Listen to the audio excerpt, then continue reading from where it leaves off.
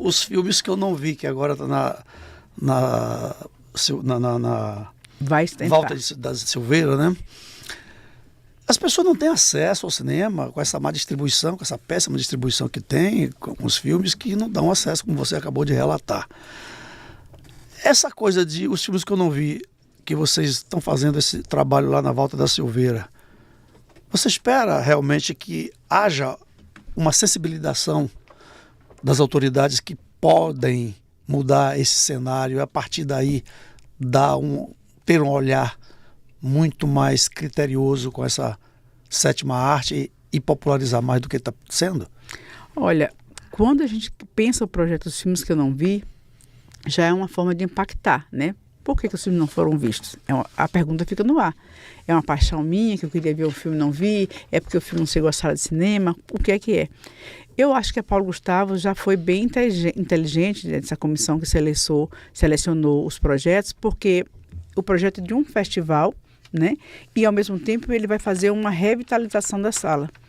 Então a gente vai revitalizar uma sala com equipamentos novos dentro desse corpo do prêmio. Então está recebendo um projetor de primeira, um projetor maravilhoso com não sei quantos lumes para exibição. Está colocando todo o som, a sonorização da sala também, que é uma sonorização que a gente está revitalizando ela. E está colocando acessibilidade, pensando num público para além do público comum, né, mas as pessoas que não têm acesso à sala. Então, o edital já traz isso, que é um edital que é feito pela FUNSEB, através da Secult, e a Dimas coordena. A gente vai, dentro desse festival, a gente está construindo todo um trabalho de mídia antes. O festival não começou, ele vai acontecer do dia 15 de janeiro até o dia 19 de janeiro. Mas a gente está trabalhando no imaginário social. Então, ao invés de entrevistar os diretores de cinema, ao invés de entrevistar os produtores, a gente foi entrevistar quem estava nos bastidores do filme, nos lugarejos onde foi rodado os filmes. Então, tipo assim, Narradores de Javé. Foi rodado em Lençóis, que é a minha cidade, e em outras cidades menores. Então, a gente pediu que as pessoas que vivem lá falar sobre esse filme, sobre o impacto desse filme na sociedade, na cidade que eles vivem, e se eles chegaram a ver esses filmes. Então, na maioria das perguntas que nós fizemos pelo Brasil, a gente entrevistou pessoas do Amapá, de Rondônia, de Manaus, Piauí, Bahia, Mato Grosso. Essas pessoas nos responderam que viram filmar, que impactou financeiramente a cidade, a rodagem do filme ali, mas não viram o filme. Então, o filme não voltou ao seu local de origem, onde foi rodado. Quando eu fiz o Tieta, o Cacá Diegues fez questão de nós voltarmos a Picado, que era um lugarejo, a gente fechou esse lugarejo para rodar o local da Tieta. Então, a gente foi lá com o Jorge Amado, levar o Jorge Amado, a Zélia Gattai, junto com o Cacá Diegues, a Sônia Braga, para exibir o filme. Então, foi um caso que me marcou no começo de carreira. E eu ficava pensando, a gente não tem esse dinheiro para voltar aos municípios, a gente não tem esse dinheiro para voltar, porque eles não têm sala de cinema, então tem que ser exibida por cineclubes. Então, assim, a gente tem que repensar esse cinema para impactar as pessoas. E o tema, os filmes que eu não vi, é exatamente procurando saber, essas pessoas que foram agentes desses filmes, viram esses filmes retornaram para eles conseguiram ver? Até agora não. Então, assim, dos compromissos dos filmes que eu não vi, esse é o primeiro ano dele, é difícil, porque também é pouca grana para fazer o festival, mas a gente fez essa busca empírica, sem pesquisa, mas a gente está se organizando para o próximo festival, a gente busca fazer uma busca mais profunda e chegar essas cidades que disseram que não viram o filme, a gente tem dentro do nosso orçamento uma forma de exibir o filme com eles, nem que seja com o cineclube, né? E se for o caso, deixar um cineclube na cidade. É ousada a proposta, mas eu adoro sonhar e né, ao desejo nada falta. Então, eu sigo Guimarães Rosa. Então, Sol, esse polo de produção, Salsinho, que o cinema está trazendo aqui para essa fábrica têxtil, antiga fábrica aqui no subúrbio de Salvador, isso vai dar uma melhorada nisso, porque vai ser um polo de produção e desse polo a gente talvez tenha a condição de popularizar mais e fazer as pessoas verem o filme que fizeram. Vai ajudar? Eu não sei porque eu não conheço o projeto do Polo, mas eu acredito que a gente está hoje em dia cada vez mais descentralizado. Qualquer jovem tem um computador Mac na mão e monta um filme, né? E filmar, a não ser que seja estúdios, mas é difícil você filmar em estúdio, que termina sendo mais caro você montar o cenário, fazer toda a parte de cenografia para dentro. Eu não sei qual é o papel do polo. Se é um polo para filmar, se é um polo para descentralizar os filmes, se é um polo para distribuição, não sei qual que é a do polo, ainda não conheço a estrutura do polo, né? Eu me afastei um pouco das entidades, estou mais voltada para meus projetos, porque tem 3 filmes finalizando, 3 filmes para rodar, né? 3 filmes que já foram rodados e estão no mercado, então são muitos projetos que eu resolvi aos 60 anos cuidar um pouco de mim, porque eu sempre fui muito militante. Mas eu, como produtora, formada na universidade e sabendo que nós temos 62 cursos de cinema no Brasil, o que mais me incomoda é a falta de estudos da produção. Porque produção a gente tem muita. Se você for contabilizar, aqui na Bahia deve ter 30 filmes, 40 filmes prontos. No Brasil, há 800 filmes num período de 10 anos que eu contabilizei, de 2003 a 2013, sem serem distribuídos. Então, produção nós temos. O que a gente precisa é ver os filmes. E como fazer para ver esses filmes? Então, aí o produtor não é pensado, no set de filmagem, o produtor é considerado como qualquer um faz, é uma profissão menor. E quando você entende a engenharia da produção, que é um curso também que eu estou dando como contrapartida dentro desse projeto, dos filmes que eu não vi, que vai ser em março, você percebe que os norte-americanos, que são indústria, né, que a própria Coreia, que hoje em dia está desbancando muitos filmes na Netflix, pensa a distribuição no desenvolvimento do projeto.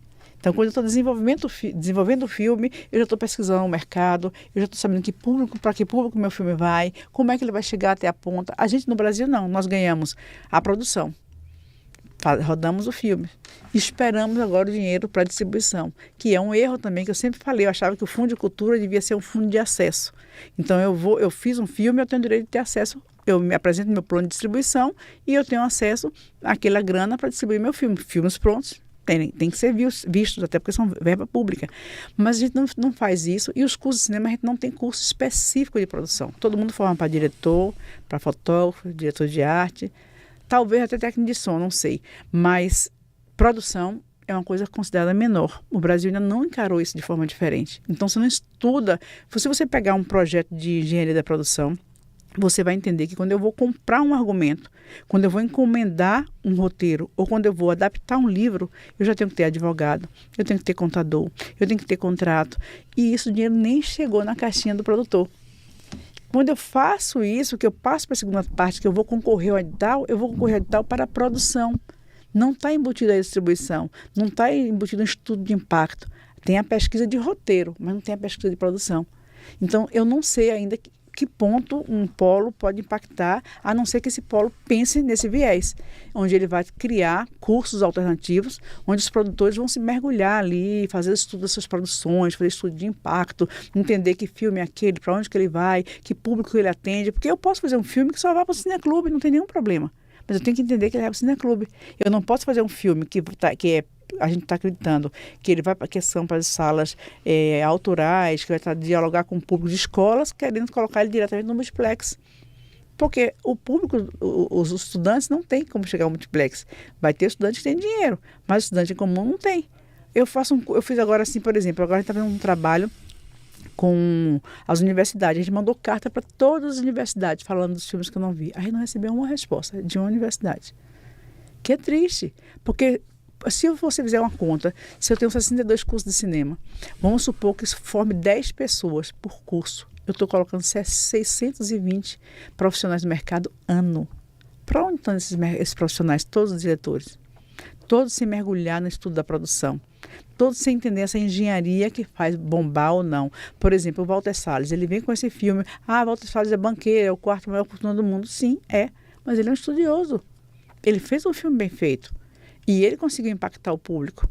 E ele está conseguindo, através das redes, através de entrevistas, através da própria Fernanda Torres, ele está conseguindo uma magia que é fantástica. As pessoas estão descobrindo o teatro, estão descobrindo a Fernanda Torres, estão descobrindo a Fernanda Torres, a Fernanda Montenegro, que foi a mãe, né? Está descobrindo o pai dela, o Fernando Torres, está descobrindo as filmografias que estão aí em cartaz, que a própria Fernanda chegou num blogzinho dela, no Instagram dela, e disse assim, pediram ela para divulgar um filme. Ela foi assim, gente, vai ver filme brasileiro.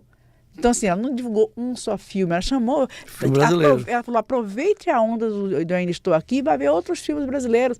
Então, é uma atriz global, de nome, que está chamando, mas que está impactando. Então, são campanhas que o próprio governo podia estar fazendo. Eu digo governo municipal, federal e estadual. Sim.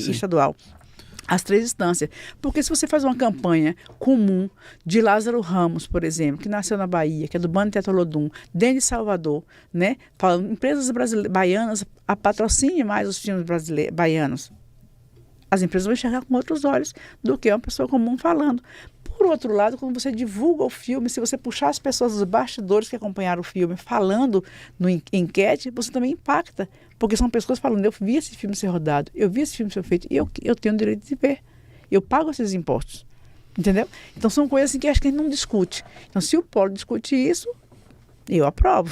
Estou de 4 palmas. Mas se é para mais produção, se é mais um local onde você vai colocar edição, finalização, não precisa. O pessoal está finalizando em casa. Está fazendo, como é que chama? Duvido que Big não faça. Como é que chama? DCP em casa. Mas os jovens fazem, não estou dizendo, faz, entendeu? Então, assim, é entender o mercado. Quando você vai montar uma coisa, o governo hoje em dia, eles não escutam mais. Então, eles têm que parar para ouvir, faz uma enquete. O que é mais impactante? Nós temos quase 400 produtoras na Bahia. O que elas fazem? Onde elas se desenvolvem mais? Onde é que elas estão enganchadas? Como é que elas param? Por que elas fecharam? As que fecharam, por que fecharam as portas? Aí um Sebrae da vida pode entrar participando, sabe? Então, os filmes que eu não vi vêm trazer essa discussão. Tanto que a gente vai ter 3 seminários nele. Um seminário só com os festivais, que é a primeira vitrine, que é uma vitrine que me incomoda muito, que eu estou como festival e eu estou pagando os filmes que vão entrar no festival, porque eu acho que a vitrine não existe sem o produto. Então, se os festivais recebem nossos filmes para exibir, para fazer tapete vermelho, para vir a tour da Globo, e quem quer que seja, ele também tem que pagar pelos filmes. Não é nem um pagamento, é um aluguel, né? Quem foi que me falou isso? Foi Sofia ou foi você? Acho que foi Sofia. É um aluguel. Sofia Federico, que é uma cineasta também maravilhosa também, é um aluguel da película que está no festival, numa vitrine que é o festival. Então, se eu como dona do festival, pago esse aluguel, nesse caso dos filmes que eu não vi, acho que é R$1.000, quem está pagando, para os longas, 500 para os curtas, ou eu não sei, uma coisa dessa. Ou é 1.000 o longo e 500 o curta. A gente está pagando um aluguel desses filmes, que está fazendo meu festival brilhar. Então, eu estou recebendo um conteúdo que está indo para a minha prateleira, que é o festival, que é vitrine para esses filmes. É uma via de mão dupla, é uma troca, né? Isso não acontece. Isso é uma mesa com os festivais. A segunda mesa é com os distribuidores, que eles encontram uma dificuldade em entrar na sala de cinema. E a gente quer saber nessa mesa, nesse debate, principalmente com os distribuidores baianos, quais são as dificuldades que eles encontram e quais os caminhos que eles apontam para a gente sair daí com um relatório para encaminhar para os governos municipal, federal e estadual, dizendo que, olha, a gente precisa disso. E a outra mesa são os exibidores. Exatamente por que os cinemas são tão caros? Porque o cinema de rua não tem estacionamento, porque as pessoas têm que pagar o carro, porque a dificuldade de segurança é maior, porque no shopping você se sente, entre aspas, mais protegido. Então, são 3 mesas voltadas para a visibilidade dos filmes, que são os festivais, os exibidores e os distribuidores. Então a gente quer discutir com essas pessoas e sair daí com um documento para que no próximo festival a gente traga avanços, né? Espero. Aí o Somino convida, novidade e informação para melhorar